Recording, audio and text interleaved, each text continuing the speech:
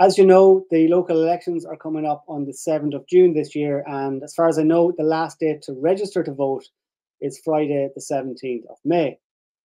So if you care about the direction that this country is going in, well, it's never been more important to make your voice heard. Bearing in mind that the government have brought in hundreds of thousands of people over the last couple of years, many of whom are economic migrants, and they are going to be voting for establishment parties. I myself am going to be running in the local electoral area of Castlebar in County Mayo, and my partner Suzanne is going to be running in Dublin, and we really appreciate any support you can give us. There's a link to our GoFundMe campaign in the description box below. One of the main reasons that I'm running is because I just don't think that our county councillors represent our views and concerns as much as they should. And to be honest, there's some of them I don't trust at all. Now, with that in mind, I have put in a request to Mayo County Council for a copy of all councillors' declarations of interest. Each year, every county councillor is required to put in a declaration of interest, which should mention any financial interests that they have, whether it's property, investments, but also whether shareholdings or directorships in different companies. And it has been said to me locally that there may be a couple of Mayo County councillors that are financially benefiting from the housing of asylum seekers and refugees in our county. So we'll wait and see what comes back. Those declarations are meant to be submitted by the councillors to the council by, I think it's the end of February, and then there's a 2-week period. So that would bring you up until nearly the middle of March. So I'm still waiting for Mayo County Council to get back to me with those declarations of interest, and we'll see what's in them. And if people want to send me their email address at that point, I will forward it on to them as well.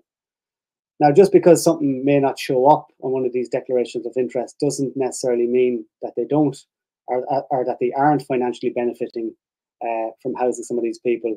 I'm sure there are ways and means around this, or you could just not include it in your declaration from the start. Last week, we heard that the Twin Trees Hotel in Ballina is to become the latest international protection centre in County Mayo. And I want to congratulate the people of Ballina for getting out in huge numbers to protest this last Friday. And I believe that they have maintained that protest at the hotel.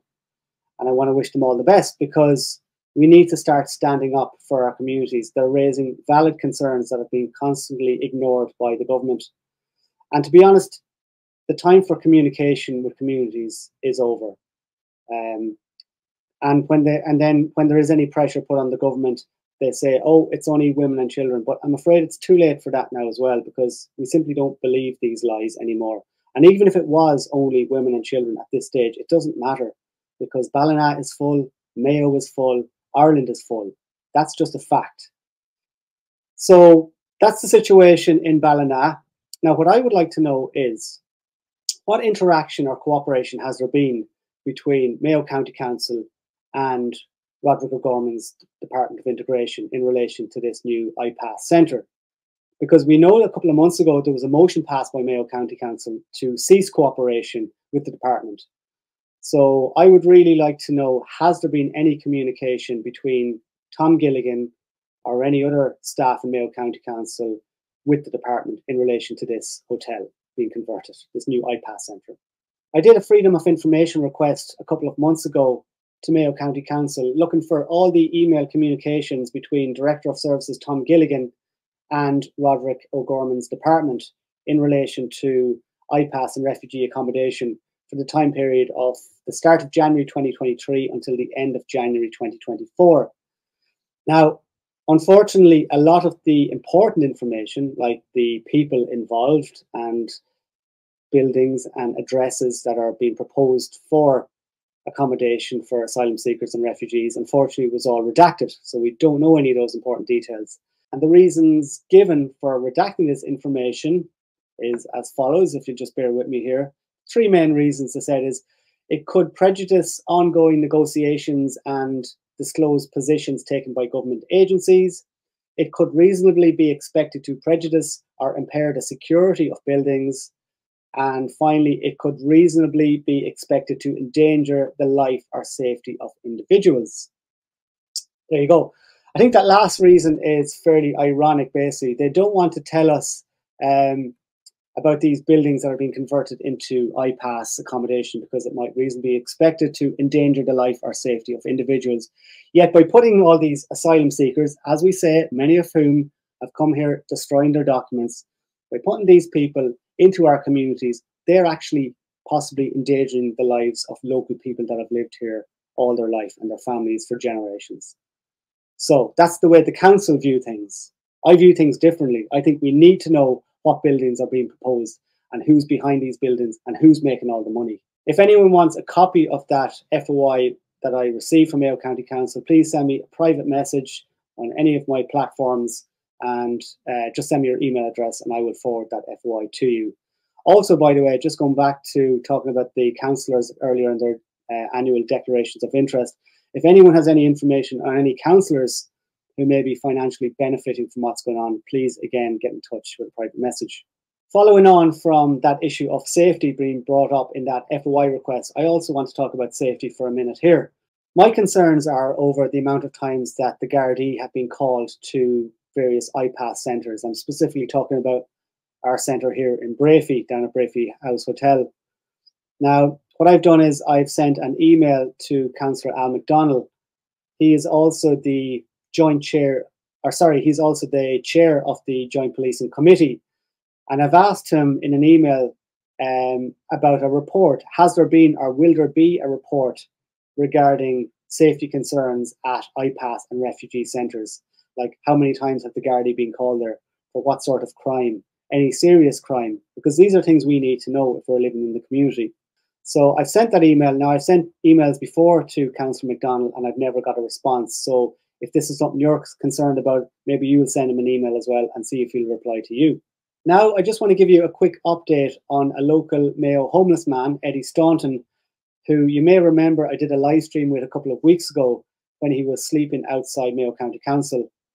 Some lovely woman online set up a GoFundMe campaign for Eddie and it brought in near €1,500, which was fantastic. Now, the next day, Mayo County Council got in touch with Eddie and he got sorted out with accommodation, so everything is good there. So on the request of Eddie, all that money that had been donated has been sent back to all of the donors. So thank you again, everybody, for being so generous and trying to look after that man. But I mean, there's a massive problem in County Mayo and across the country with homelessness. We all know that. I won't mention it again, but I just wanted to give a quick update on Eddie Staunton. And finally, I'm looking for information on this man here. His name is Sean McCaffrey. He is security at the International Protection Centre in Brafey, and it relates to an assault that he committed on me when I was trying to serve a legitimate court summons to the head of security, Dorothy Lynch, down at Brafey just a couple of months ago. Now, this relates to a court case I was taking against Brafey House to object to the renewal of their liquor licence at their refugee centre. So I'm going to be initiating a private prosecution against this man, but in order to do that, I need to serve him with a summons. And to do that, I need to know where to post the summons. So if you have any information in that regard, don't post it publicly, please. Send it to me privately. I appreciate that. Thanks. That court case, by the way, that we took against Brafey House and their liquor licence for the refugee centre, we won that. It didn't actually go to a hearing. On the morning of the hearing, when it was called in court, Brafey House removed their application for renewal. So that was good to know. And by the way, this is probably happening in lots of hotels all around the country that are housing international protection applicants and refugees. As well as initiating the court case, I also wrote to Revenue and I got this letter back that says, "Thank you for bringing this matter to our attention. The issue with the licence is resolved, and in the circumstances, you are correct, the licence should not have issued. However, procedures have been adjusted to avoid any future similar issues. Revenue can confirm that there is no licence in force for the premises for the current licensing period." So no harm in contacting Revenue yourself and asking them about any hotels in your area that are housing refugees and asylum seekers. That's just a quick update. I haven't done one in a few weeks. Apologies for that. Thanks very much for watching. I hope you'll consider giving me your #1 vote if you're based in the Castlebar area. And if you'd like to support us financially, myself and my partner Suzanne, in our election campaign, there's a link in the description below.